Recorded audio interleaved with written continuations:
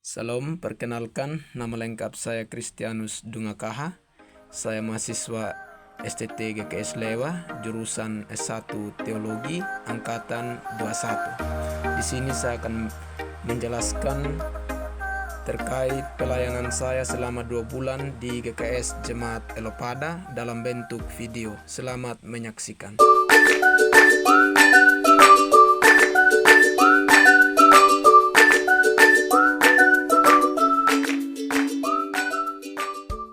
Sejarah singkat dari berdirinya GKS Jemaat Elopada. Gambaran umum kondisi Jemaat Elopada. Letak jemaat dan kondisi geografisnya. Letak jemaat. GKS Jemaat Elopada terletak di wilayah Kabupaten Sumba Barat Daya. Tempatnya di Kecamatan Wejewa Timur, Desa Kalembu Daramane, dan Nyuralele.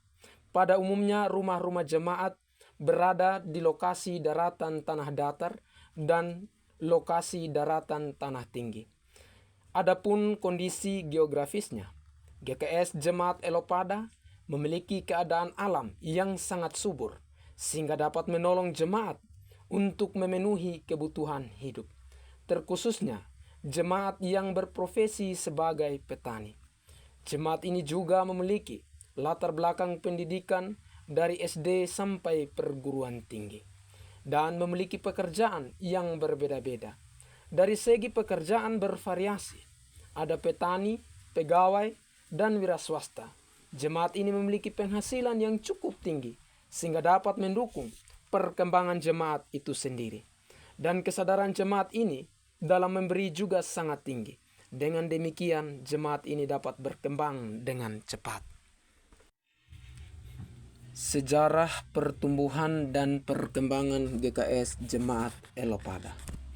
Pada awalnya jemaat ini merupakan jemaat cabang dari GKS Jemaat Tanggaba. GKS Elopada dipelopori oleh Bapak Penatua Bulu Kaka, Rua Tanggela, Dede Bobo, Benyamin Ngongo Dangga, Willem Malolingu, Matius Malolingu, Bulu Paila pada tahun 1956. GKS Cabang Elopada memanggil seorang pelayan jemaat, Billy Lalo, yang tamatan Tos Karuni pada tahun 1960. GKS Jemaat Elopada juga berdiri sendiri menjadi satu jemaat baru dan cabang-cabangnya. Elopada, Mondamia, Obarade, Ngambadeta, Wewangga dengan jumlah jemaat 425 orang, sedangkan Tanggaba berjumlah 226 orang. Nah, pada tahun 1961, tempatnya di 19 Desember 1961, GKS Jemaat Elopada memanggil seorang pendeta, yakni Enos Bulu, yang dinobatkan pada tanggal 19 Desember 1961. Dengan adanya seorang pendeta, maka GKS Jemaat Elopada semakin bertambah dan berkembang, memiliki 5 cabang baru, yaitu cabang Obarade, Malitidari, Dimudede, Weluri, dan Motokaka. Setelah Ngambadeta berdiri sendiri, maka GKS Jemaat Elopada berada di posisi pelayanan dengan cabang-cabang, yakni Tanah Kombuka, Malitindari, Dimudede, Mondomia, dan Obarade.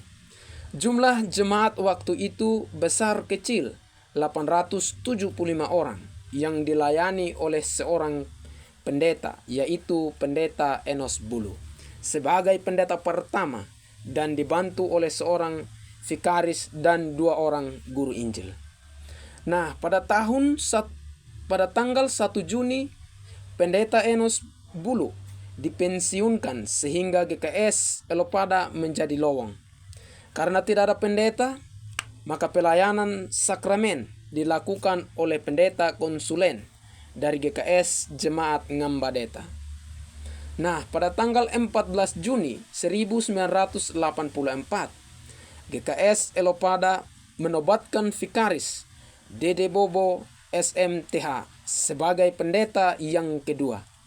Jemaat Elopada makin berkembang, di mana jumlah jemaat pada waktu itu kurang lebih 5.626 orang yang tersebar di seluruh jemaat pusat, cabang, dan pos PI, yakni Gereja Pusat Elopada, cabang WK Poda, cabang Tanah Kombuka, cabang Dimudede, cabang Lalara, cabang Malitindari, cabang Kadobepa, cabang Obarade, pos PI Bondodelo, pos PI Wone, pos PI Rodana, pos PI Keremareda, pos PI Liku, dan pos PI Bondonaga.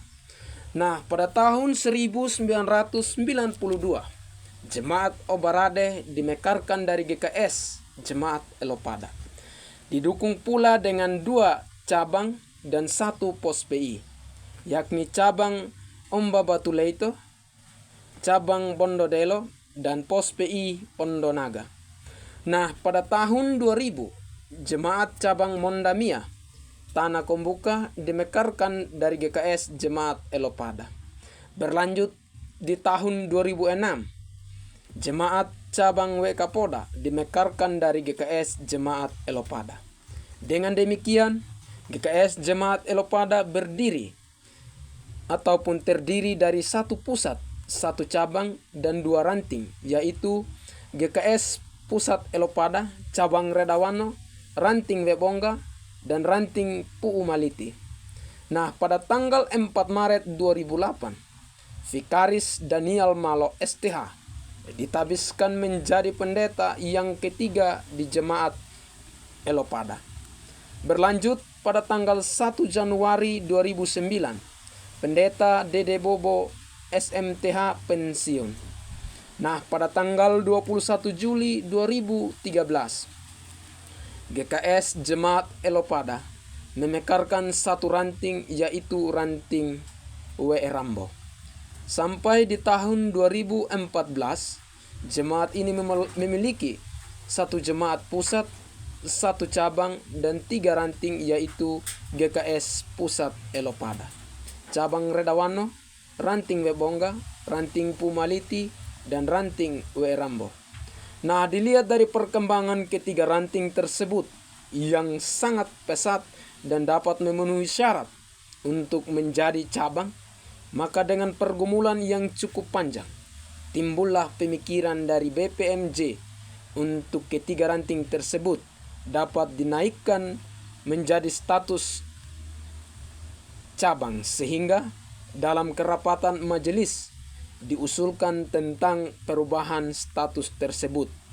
Dan dari hasil usulan tersebut memutuskan agar segera melakukan ibadah pengukuhan dari ketiga ranting tersebut untuk dinaikkan status menjadi cabang. Dengan demikian, pada tanggal 31 Oktober 2014 dilakukan ibadah pengukuhan di GKS Pusat Elopada yang dipimpin oleh pendeta jemaat, yaitu Pendeta Daniel Malo STH, dan sekaligus penyerahan papan nama dengan status ranting menjadi cabang. Adapun kegiatan pelayanan saya ketika saya berada di GKS Jemaat Elopada, saya mendapatkan sebuah kesempatan yang sangat luar biasa, yaitu melakukan ataupun melaksanakan pelayanan ibadah minggu di setiap pusat kebaktian, baik di pusat maupun di cabang. Nah, selain melaksanakan pelayanan ibadah minggu, saya juga melaksanakan ataupun mendapat tugas untuk melaksanakan ibadah PKS di setiap rumah tangga yang telah ditetapkan oleh pendeta. Selain pelayanan PKS, saya juga menjalankan tugas saya untuk melakukan pelayanan anak sekolah minggu, Rabu Ceria, dan pemuda. Dan dari sisi lain juga di sana saya juga mendapat kesempatan yang luar biasa untuk melakukan perkunjungan di setiap rumah tangga, baik perkunjungan untuk mengikuti ibadah minggu maupun perkunjungan untuk mengikuti ibadah pemuda. Dan selain itu juga ada perkunjungan orang sakit yang telah dijalankan oleh GKS Jemaat Elopada yang memiliki jangka waktu yang sudah sangat lama. Ketika saya berada di GKS Jemaat Elopada, di situ saya benar-benar dilatih untuk menjadi sosok pemimpin yang bertanggung jawab dan mampu mengemban setiap tugas dan tanggung jawab yang telah diberikan. Berbagai macam hal yang saya temui tentang kondisi GKS Jemaat Elopada. Tantangan-tantangan yang dihadapi adalah bagaimana seorang pelayan Tuhan harus mempersiapkan diri dengan baik untuk melihat strategi mana yang akan diterobos oleh GKS Jemaat Elopada. Seiring berjalannya waktu, tibalah saatnya atau tibalah tanggal di mana saya telah mengakhiri PPL 1 saya di GKS Jemaat Elopada di tanggal 4 Agustus 2024. Di situ banyak hal, banyak kesan yang saya dapat dari GKS Jemaat Elopada. Ketika saya memiliki perilaku atau tindakan yang masih kurang baik selama saya berada di STT GKS, di sana saya juga dibentuk untuk menjadi sosok yang berubah dan menjadi sosok yang mampu menjadi seorang pemimpin yang luar biasa.